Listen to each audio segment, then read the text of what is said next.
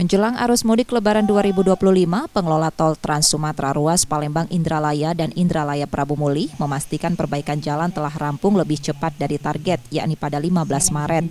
Perbaikan ini dilakukan sesuai standar pelayanan minimal untuk meningkatkan kenyamanan pemudik.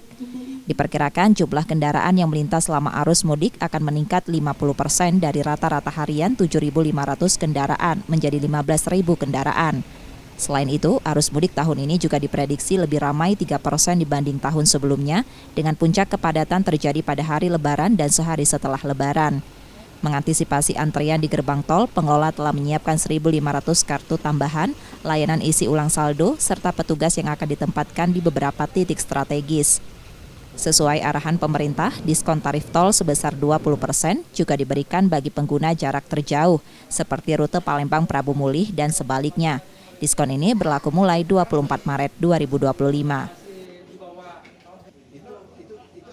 Jadi SPM itu harus semuanya di main road itu zero pothole, jadi tidak ada lubang. Alhamdulillah per tanggal 15 Maret kemarin semuanya kerusakan jalan sudah diperbaiki dengan baik.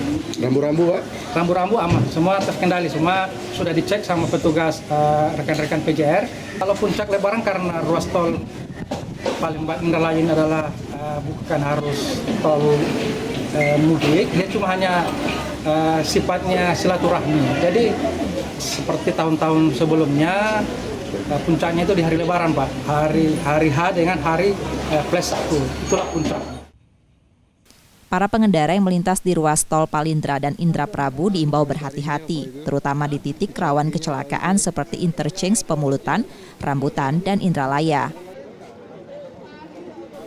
Reski Oktora, Muklas Diferensial Kompas TV, Ogan Ilir, Sumatera Selatan. 1, 2, 3.